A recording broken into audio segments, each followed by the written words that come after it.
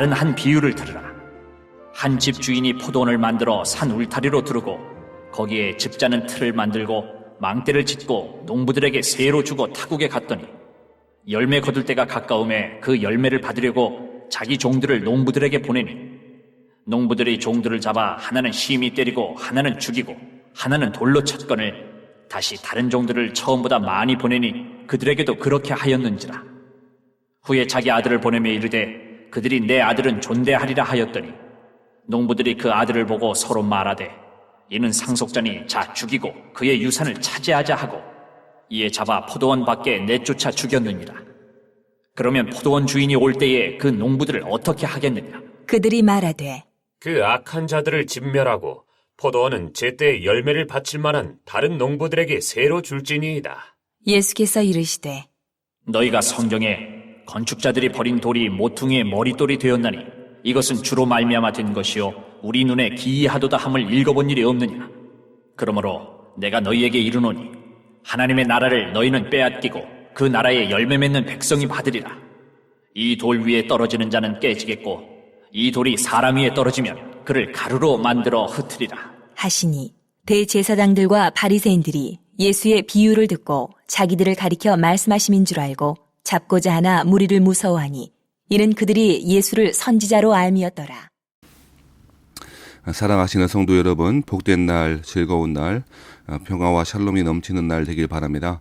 오늘 아침에는 마태복음 21장 33절부터 46절의 말씀을 함께 나누겠습니다. 오늘 본문의 말씀에는 한 집주인이 등장합니다. 포도원 주인이 등장하는데 그것은 하나님을 가리키는 말입니다. 그 포도원 주인이 포도원을 만들고 산울타리로 두르고 거기에 즙자는 틀을 만들고 망대를 짓고 농부들에게 새로 주고 타국에 갔다라고 이야기하고 있습니다. 예수님 당시에 부재지주들이 많았다고 이야기합니다. 포도원을 만든 후에 도시로 가서 살고 있다가 포도원 열매를 거둘 때쯤에 그 열매를 받고 하기 위해서 먼 곳으로 떠나는 주인들이 많았다고 이야기하는데요. 이러한 상황을 염두에 두시고 비유로 말씀하셨습니다. 자, 그때에 34절에 보면 열매 거둘 때가 가까움에 그 열매를 받으려고 자기 종들을 농부들에게 보냈다라고 이야기합니다. 여기서 말하는 농부들은 선지자들을 가리키고 있습니다. 하나님께서는 하나님 나라를 위하여 포도원을 만들고 산울타리로 두르고 즙자는 틀을 만들고 망대를 짓듯이 하나님 나라를 만들고 그렇게 원하셨고 그 사명을, 그 열매를 거둘 사명을 농부들에게 주었습니다. 농부들은 이스라엘 사람을 가리키는 말일 것입니다. 그런데 열매 거둘 때가 됐는데 열매를 받으려고 자기 종들을, 선지자들을 가리키는 말이라 그랬죠. 농부들에게 보냈는데 농부들이 종들을 잡아서 하나는 심히 때리고 하나는 죽여버리기까지 했다는 것입니다. 하나는 돌로 쳤기도 했다라고까지 이야기합니다. 그러자 이 주인은 다시 다른 종들을 전부 다 많이 보냈다라고 이야기합니다. 그런데 역시 그 농부들은 그 종들의 요구, 정당한 요구, 즉 열매를 요구하는 그 요구에 대해서 저항하고 따르지 않고 있습니다. 심지어는 그 집 주인이 보낸 종들을 죽이기까지 했다는 것입니다. 자, 그러자 이 포도원 주인, 하나님을 가리키는 말이라 그랬죠. 37절 말씀에 보면 후에 자기 아들을 보내며 이르되 그들이 내 아들은 존대하리라 하였더니 라고 이야기합니다. 아들이 누구이겠습니까? 포도원 주인 하나님이라 그랬죠. 그 하나님의 아들이시니 당연히 예수 그리스도를 가리키는 말일 것입니다. 자기 아들을 보냈는데 당연히 그 아들은 존대하고 그 말을 듣고 열매를 가져올 것이다 라고 그렇게 생각했다는 것 아닙니까? 그러자 농부들이 태도가 가관입니다. 어떻게 합니까? 그 아들을 보고 서로 말하되 이는 상속자니 다 죽이고 그의 유산을 차지하자 하고 이에 잡아 포도원 밖에 내쫓아 죽였다 라고 이야기합니다. 이 얼마나 불의한 일들입니까? 정당한 열매를 요구하는 주인, 그리고 주인의 종들을 죽일 뿐 아니라 그 주인의 아들마저도 죽여버리고 그 유산을 차지하고자 하는 어리석고 완악한 이 농부들의 모습을 보여주고 있다는 것입니다. 그러면 자, 이제 예수님께서 질문하시죠. 비유로 말씀하신 예수님께서 뭐라고 질문하냐면 그러면 포도원 주인이 올 때에 그 농부들을 어떻게 하겠느냐라고 이야기합니다. 이 비유를 잘 듣고 있었던 사람들, 아마 이 사람들은 앞선 비유에서 말씀하고 있는 정교 지도자들, 바리새인들과 서기관들, 대제사장들 같은 사람이겠죠. 당연히 이 비유를 들었다면 이렇게 말했을 것입니다. 그리고 41절처럼 그들도 이야기합니다. 뭐라고 이야기합니까? 그들이 말하되 그 악한 자들을 진멸하고 포도원은 제때에 열매를 바칠 만한 다른 농부들에게 새로 줄지니이다라고 이야기하고 있습니다. 왜 안 그렇겠습니까? 당연히 그 악한 자들을 진멸하라, 당연하다라고 그렇게 이야기하죠. 그때 예수님께서 42절 말씀에 이야기하십니다. 예수께서 이르시되 너희가 성경에 건축자들이 버린 돌이 모퉁이의 머릿돌이 되었나니 이것은 주로 말미암아 된 것이요 우리 눈에 기이하도다 함을 읽어본 일이 없느냐라고 이야기하셨습니다. 시편 118편의 말씀을 인용하셔서 사람들은 아무 쓸모없어 보이는 돌이라고 여겼던 그 돌을 버렸는데 하나님께서 이 돌로 모퉁이의 머릿돌이 되게 하셨다라고 하는 시편 내용들을 인용하셨습니다.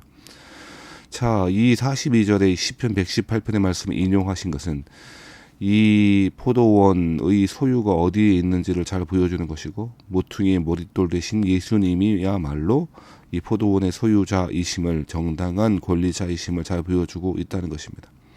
하지만 이 돌은 버림받은 돌이었고 사람들에게 쓸모없다고 발로 채어 왔다 갔다 하는 그런 돌이었다라고 이야기하고 있습니다. 앞서의 비유처럼 농부들은 그 포도원 주인의 아들을 죽이고자 했고 실제로 죽였다라고 말하고 있는데요. 그 운명, 그 일들을 당할 분이 바로 예수님이심을 그렇게 비유로 간접적으로 이야기하고 있다는 것입니다. 그러시면서 결론적으로 43절 말씀이 뭐라고 하시죠?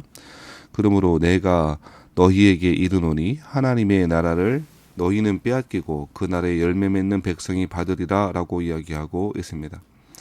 하나님의 나라는 너희들과 같이 이미 하나님 백성이 다 되었고 그 빼앗기 버리지 않는 권리를 얻은 것처럼 생각하고 있는, 심지어 자신이 포도원의 주인인 것처럼 여기고 있는 너희들이 아니고 오히려 정당한 열매를 집주인께 드리는 사람이 하나님 나라의 백성이 될 것이다 라고 이야기하고 있다는 것입니다.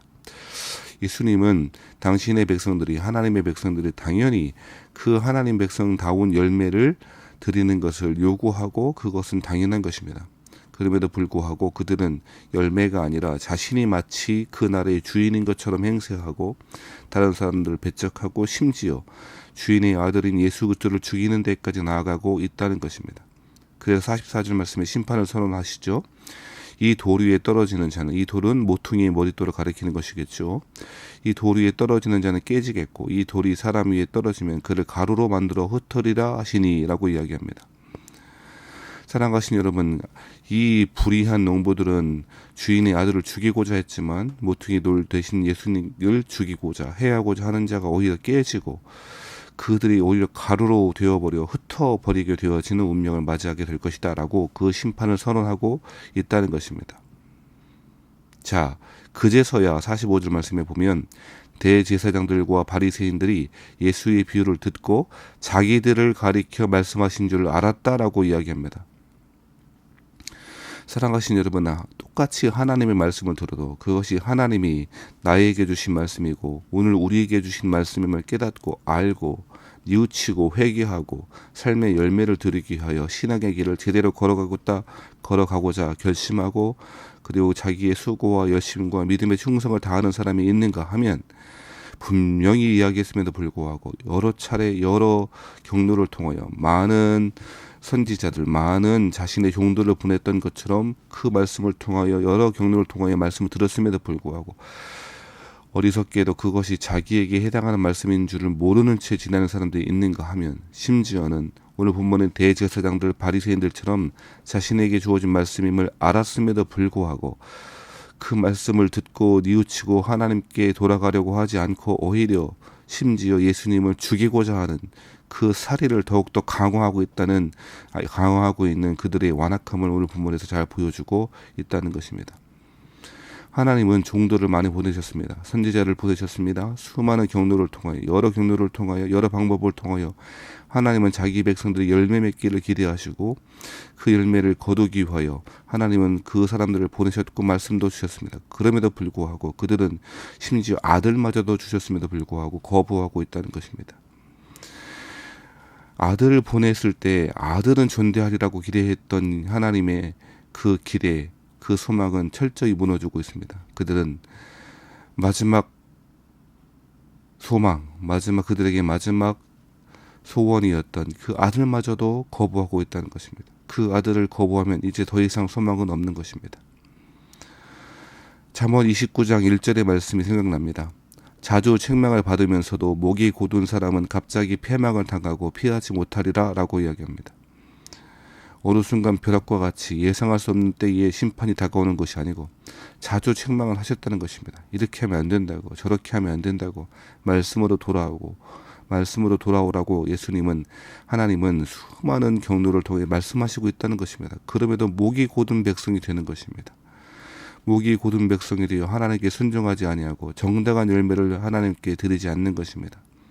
그들은 갑자기 패망을 당할 것이고 피할 수 없을 것이라고 오늘 잠언 29장 1절에도 그렇게 말하고 있는 것이죠. 사랑하신 여러분, 하나님의 말씀을 들었다면, 그 하나님의 말씀이 그야말로 하나님의 말씀인 줄 알았다면 그 말씀대로의 삶의 경로를 바꾸고 한 걸음 열매 맺는 백성이 되기 위하여 우리는 신앙의 길을 올곧게 걸어가야 할 것입니다. 우리의 믿음은 반드시 선한 열매로 드러나게 되어 있습니다.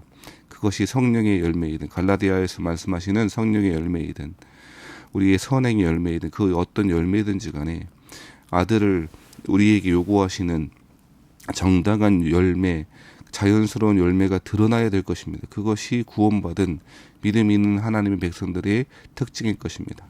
사랑하신 여러분, 오늘 본문의 비유의 말씀은 대제사장들과 바리새인들에게 향하신 말씀입니다.